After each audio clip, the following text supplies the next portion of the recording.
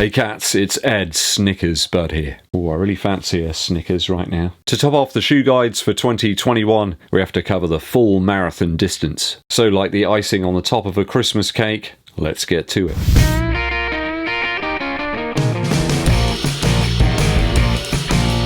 Welcome back to the channel, guys. You stopping by is always appreciated. We just hit 24,000 subscribers. I can't believe it. It's really bowled me over and knocked me out. I do appreciate you subscribing. If you haven't done so yet, hit that button, but also click the bell below for notifications when we roll out those new videos for you.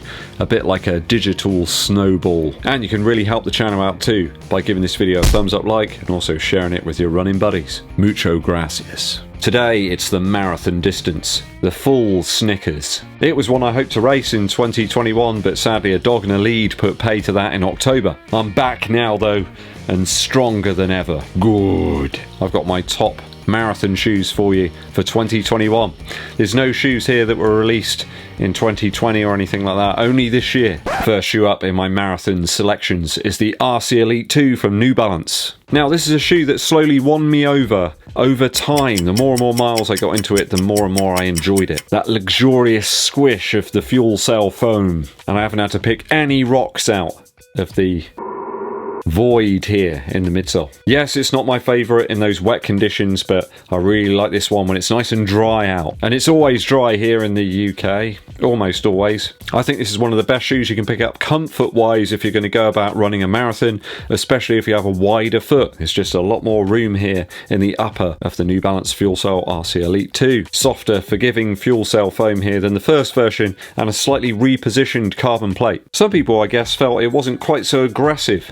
That's what I felt. The first iteration of the shoe felt very aggressive to me, not so much this one. I think if you're after a less constrictive upper, one that's very soft in fact on foot, a slightly wider landing platform here in this model of the shoe, especially against the first version of it and also something like the Next Percent, just feels a little bit more like a standard running shoe rather than some sort of carbon spatula. A nice bit of room up front here in the toe box of the RC Elite 2, and you're going to want that in a marathon. When your foot starts to swell up, you're going to want a little extra room for the tootsies. Certainly my selection if you have a wider foot and you're undertaking the 26.2 mile endurance challenge. A bigger, wider landing platform up front, I think it makes for a nice alternative to the ones that everybody talks about. So first shoe up in my marathon selections is the RC Elite 2.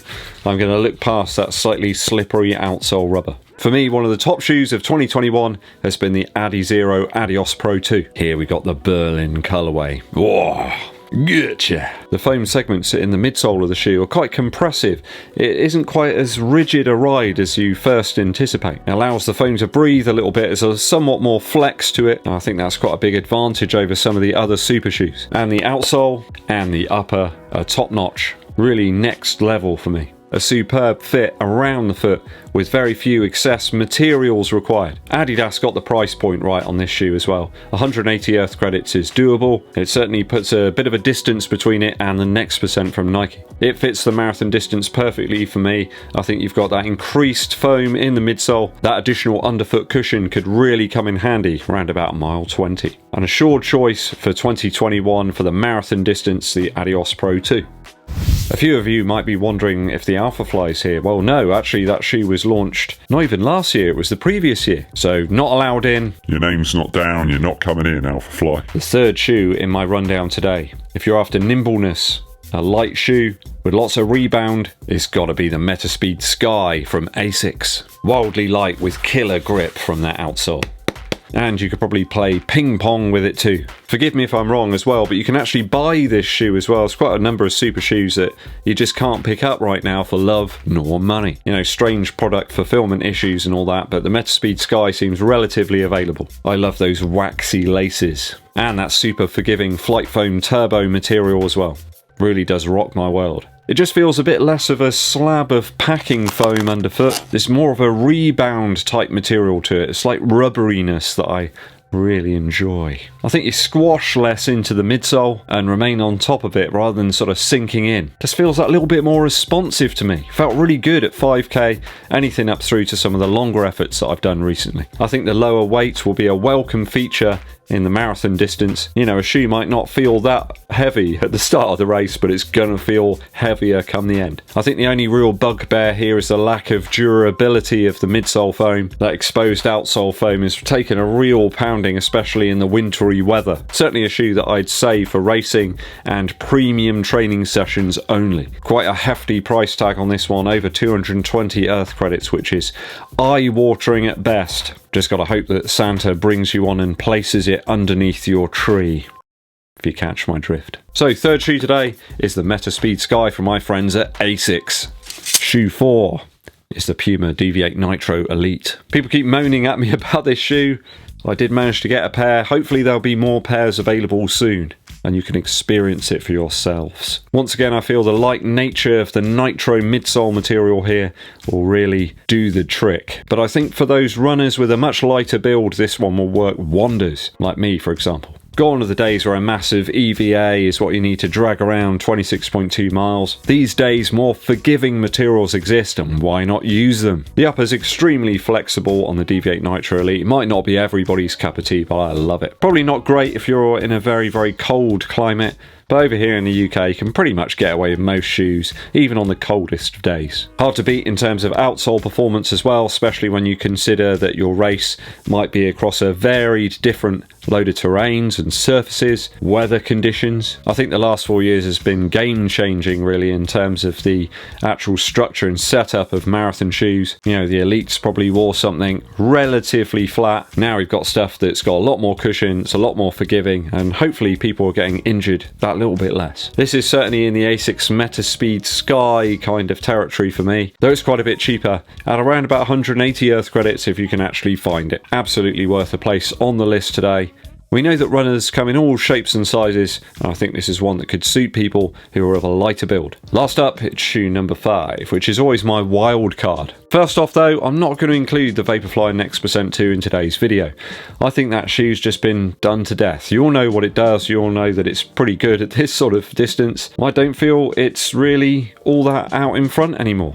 Yes, lots of people are wearing them on podiums, but what about everyday runners? Us that are getting out there on a daily basis, enjoying our running, maybe entering a race here or there. Is it going to really benefit us as much as some of these others? And I think the answer is no. You all know how good the Vaporfly Next% 2 is by now. It's just saturation point. So, wildcard entry for today. What is it? Again, it's a shoe that I wasn't bowled over by initially when I first tested it out, but over time I've got more miles into it and now I really enjoy its facets. It's the Saucony Endorphin Speed 2. The more and more I've used this shoe, the more and more I feel it could be a superb, cheaper marathon option. Only a nylon plate within this one, and you've got, of course, that Power Run PB material. It's still P-back stuff, but in a pellet form. Broken in now, but still a more firm feel underfoot, but very forgiving. I can see it working at a huge range of paces as well. Some of these other shoes you might want to just put a lot more effort in, higher pace, higher speed. With these I feel that it will probably match a range of runners' paces a little bit better than some of the others. I can see it rocking at my marathon pace, no problem at all. I could get away with it. Way less rigid than some of the contenders today, and that might suit a few more runners. A lot of people just don't really want a rigid shoe for their marathon effort. I know lots of people like this shoe for daily activities. I'm one of those now. I know Tim Gross is a big fan of the Saucony Speed for that purpose. Still a super shoe for me, this one, but less of a super shoe price. Anyone out there rock the Speed for a marathon? Let me know how you got on in the comments below. So this is my 2021 marathon selections, guys. What do you make of them? Have I finally lost my marbles? Or do you think I'm talking some total sense? Let us know. We enjoy it. Go on. Christmas musical interlude. Always. Today from the Brian Setzer Orchestra pretty much any of their Christmas songs, but I'm going to focus on one in particular which really rocks. Angels We Have Heard on High is just absolutely wonderful. It's got everything about it that I love from the Brian Setzer Orchestra. The familiar Gretsch is there growling in the background, and there's some wonderful arrangements here from the orchestra itself. There's almost parts that sound a bit like Buddy Holly's Peggy Sue that come in, which really drive the track along. And then later into the track, the wonderful choir come in and the drums slowly build up to a wonderful crescendo. One of my favourite tracks, in fact, at Christmas. Always puts a smile on my face. The vocals there are just so joyous. There's this wonderful treatment to them of reverb. It sounds like a massive cathedral full of people all getting very festive. Go and check this one out, guys. Angels We Have Heard on High by the Brian Setzer Orchestra. Okay, all that's left for me to say is thank you for watching through to the very end of today's video. I do really appreciate it. Also, thanks for getting us to 24,000 subscribers. I just can't quite believe it, that there's 24,000 odd people out there that like listening to my inane witterings. If you haven't done so yet, please hit that subscribe button and click the bell below for notifications when I roll out those new videos for you. And it really helps the channel out if you give this video a thumbs up like, but also share it with your running buddies. My name's Eddbud, and I'll be seeing you